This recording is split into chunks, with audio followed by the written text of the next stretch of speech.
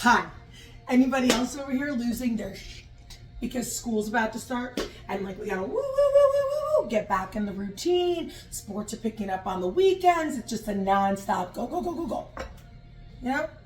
It's like once that pumpkin spice latte comes out, it's all over. One thing I do to really help myself stay ahead of the game is pre-make breakfast. Meal prep out breakfast for the week, and it's a great way on Sundays to clean up what's left over in my fridge, as well as it's healthy. I know that I'm throwing some veggies, even though I'm throwing some bacon or ham or whatever's left over into the mix. So I take one whole thing of the Boursin cheese. You put it in the bowl first. Just take a fork and I break it up slightly. Quarter cup of non-fat Greek yogurt. I do around 1 egg per person for this because we do fill it, so I'm going to be using a muffin pan. We're doing 3, 6, 9, 12 muffins. Okay. Once your eggs are in, nice pinch of salt and around a teaspoon of fresh ground black pepper. Now we're going to whip the eggs. I like using a fork so that that cheese and yogurt mixture gets mixed in with our, call it almost like my egg batter.